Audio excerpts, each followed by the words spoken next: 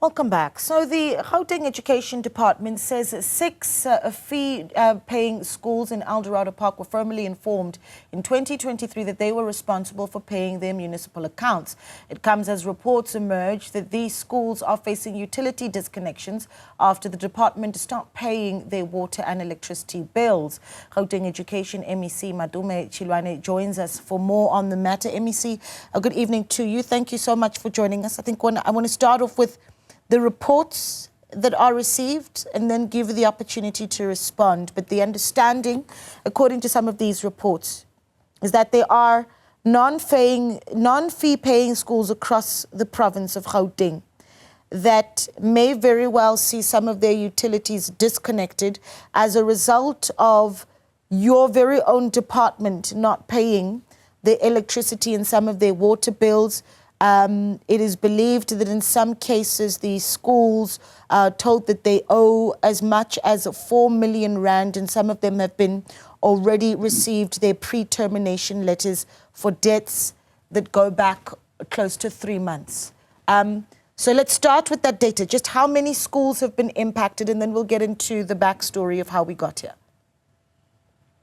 Well, thank you. Good evening to you and good evening to your viewers. We made an undertaking as a department around utilities, and we got allocation from Treasury to pay off the debt. And this is the commitment we've been making out throughout with the municipalities, that we will clear our debts in the new financial year. And this is what we have done.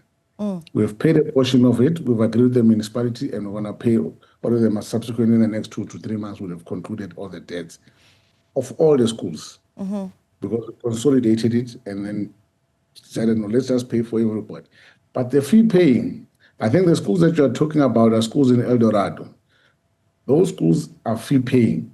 So what we did, we took some of the money amongst it from the transfers that we give to school, because the transfers do cover municipal utilities within it. So we took what we're given to by Treasury. We also took from some of their transfers and ensure that we pay off what we owe to the municipality. So we didn't hand over debt to schools. There's no school that was going to be given a debt in terms of their responsibility as the SGP. Okay. Now, you're talking about 6 fee-paying schools in Eldorado Park. So talk to me about what the situation looks like with utility debts in non-fee-paying schools in the province. Can you help me with some of that data, MEC? What we do, how we do transfers, every financial year we give schools transfers. Fee-paying schools, we give them around 800 per learner. And these are general schools in quintile 4 and 5. They no fee, we give them double per learner, which is around about 1,600 rand per learner, because they don't cover fees. So with that, we expect schools to, amongst other, manage it. And it's a lot of money if you consider it, if you calculate it through. Let's say a school has got 1,500 learners. It's quite substantial. So with that, we expect them to, within it, to handle some of the costs, especially with utilities. So some schools did lag behind. They did fall behind because obviously the transfers, and some obviously will struggle with LTSM, etc. However, where we are now in terms of utilities, we're in the process of closing off the debts of schools in the province. We knew how much we owe. Remember, we consolidated. I can't say to you, no fee is so much and fee paying is so much. We just took the debt of all the schools, consolidated per municipality, depending on where they're located, as well as ESCOM, and then therefore we pay in portions. And we've significantly pushed back. We've really paid. Schools are late, are not, they've not been switched off. Yep. Yes, we do have challenges with some municipalities that are traditionally quite aggressive. I was making an example of one city, the city of Ekurhuleni. They've got a policy that when you owe about 800 rand, they then can switch you off. I mean, in such an instance, you find that the school owes 3,000 rand, which they are in the process of paying, but the municipality comes and switches them off.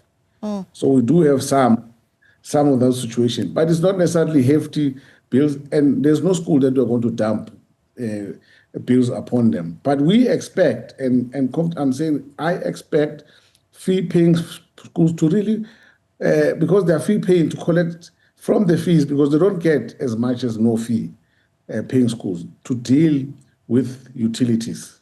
But was there a directive in 2024 that the Department of Education would take over the role of paying utilities for now non-fee paying schools? So was there a directive that in 2024, an announcement by the department that non-fee paying schools would not need to pay their utility bills as your department would need to do so? And if so, when did that change? Remember, the situation was that the situation was spiraling out of order. It's to a point where, for lack of a better word, the point is schools were being switched off rapidly by the cities, municipalities. And we found that obviously when you can't do them one by one. So we decided to consolidate the debt that is owed by schools, that from centrally, we are going to clear it.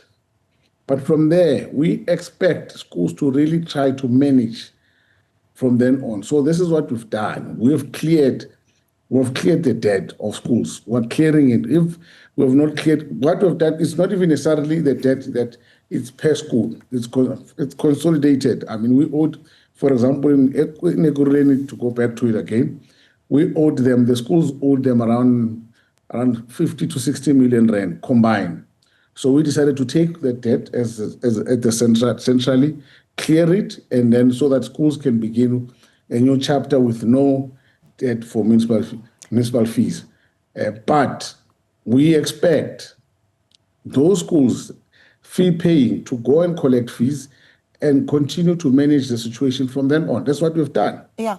I'm focusing on non-fee paying schools because I think, MEC, you keep going back to fee paying. But obviously the most vulnerable schools are those that are non-fee paying, that educate the most vulnerable of our children who simply cannot afford to pay school fees. So that would be even more of a disadvantage to them if they get to school and, for instance, there is no water and no electricity. So this is what I'm trying to get from you as clarity. Let's focus on non-fee paying schools, MEC, if you'll allow me.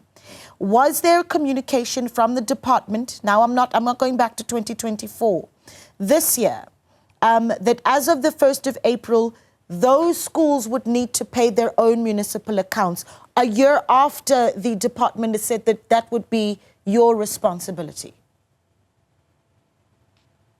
Yes, what we did, the communication, especially for no fee paying schools, we give them significantly more per learner than we give fee paying. So within that particular transfer, the allocation for paying municipality is there. It's also part of what we give them to schools to do. So we also expect them to do the same, to pay their municipal accounts, because we're giving them around 1,600 per learner. So from that, obviously, we know that from that amount of money, they can be able to service their municipal fees, municipal accounts.